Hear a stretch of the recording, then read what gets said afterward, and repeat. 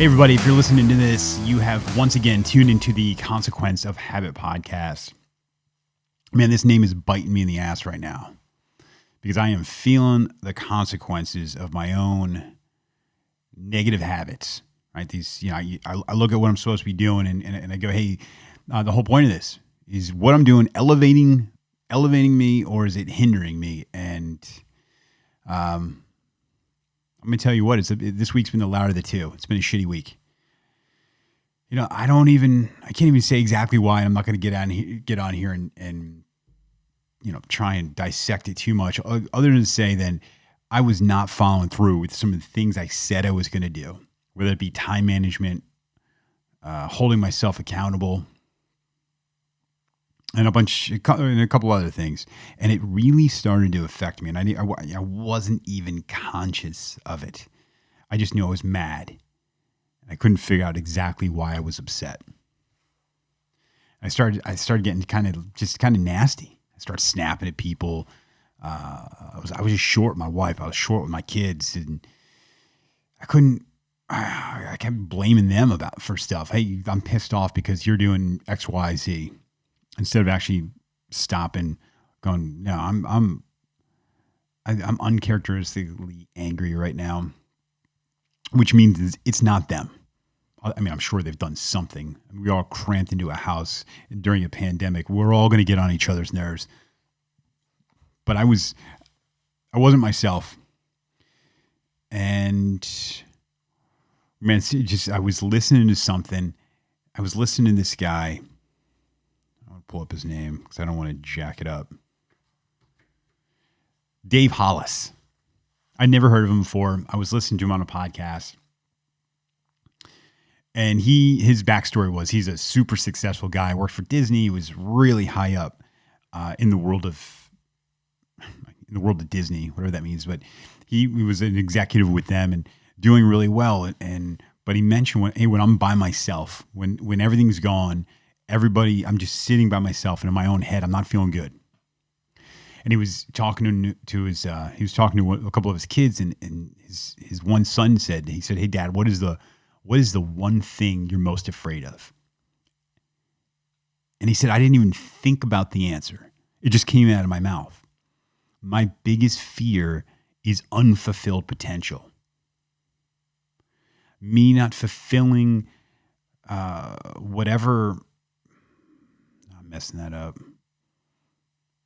Just not doing what you're capable of. When this whole song and dance is over, I want to know that I actually put stuff out there or lived life.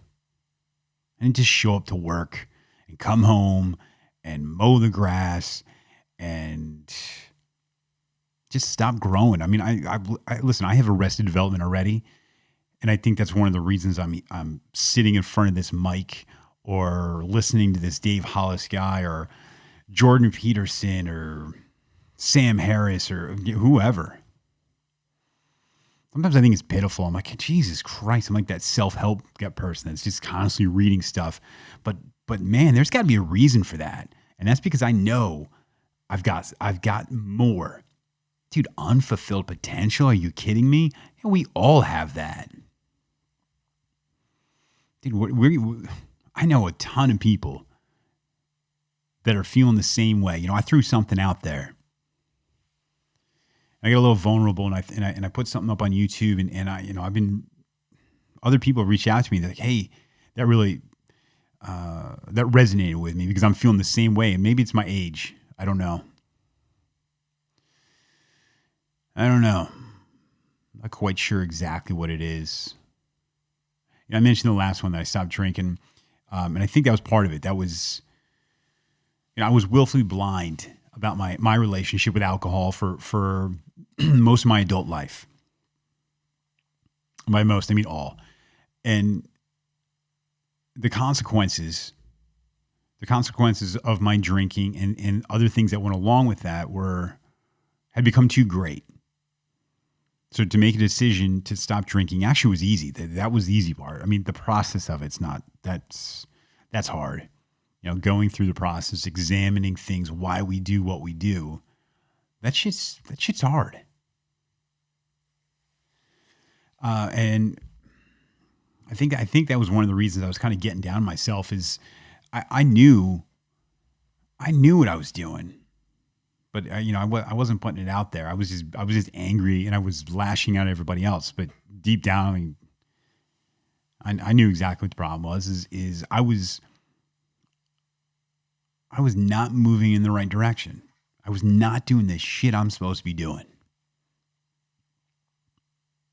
But that was a couple days ago, and I jumped. I was gonna say I jumped on the mic as if I'm some DJ, but I got on the mic last night and I started recording some stuff, and I was talking about it, and I said it's okay. The most exciting thing about that is I've got tomorrow, and I did. I woke up this morning. I did some of the things I know I'm supposed to be doing, and I feel better about it. I feel better about myself. I feel like I'm moving in the right direction.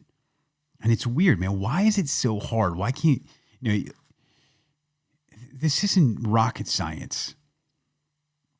You say, hey, if you want to feel better, you want fulfillment, you want a great career, you want, all these things. All you got to do is this. Just do this. You'd think that it's simple, right? Wrong. It's not so simple. Maybe it is for some. I know it's not for me. And I know what I'm supposed to be doing, but I get lost. I start this escape thing. I start escaping into I don't know, Netflix or my own head or a video game. A video game? Dude, I'm 44 years old. Grow up. Or social media? Come on. Dude, do what you're supposed to be doing. Stop selling yourself short.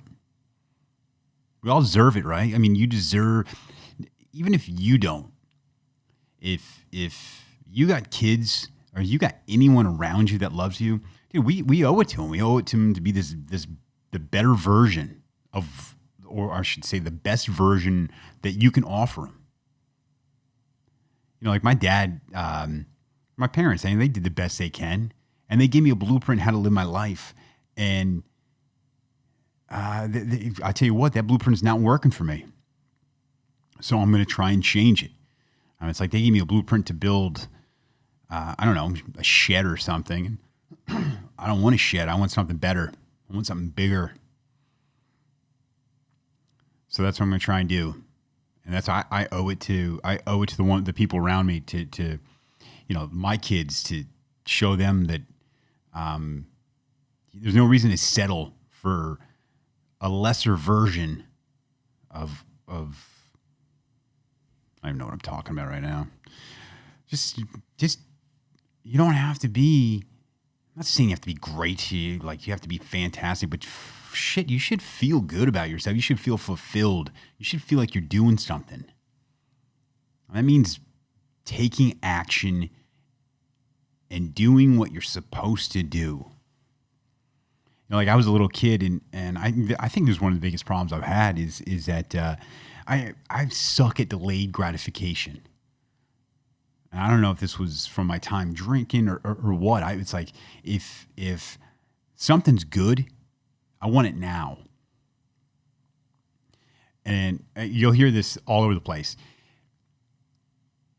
I don't know about all over, but I've heard it a bunch, and maybe it's because I've been diving deeper into this stuff. But if it's giving you instant gratification, there's a really good chance that shit is not good for you long term.